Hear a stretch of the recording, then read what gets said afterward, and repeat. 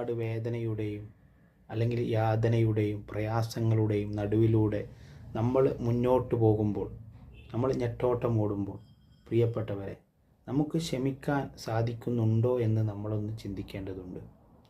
ഒരിക്കൽ തൻ്റെ ഗുരുവിനോടൊരു ശിഷ്യൻ ചോദിക്കുകയാണ്, ഗുരുവേ, എന്താണ് ക്ഷമ?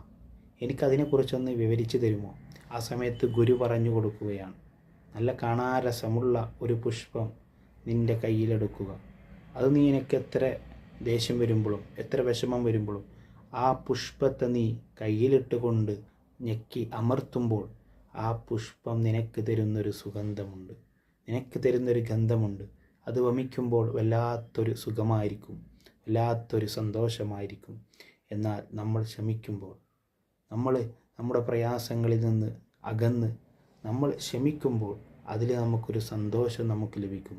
ആ സന്തോഷം നമ്മളൊക്കെ കരസ്ഥമാക്കണം.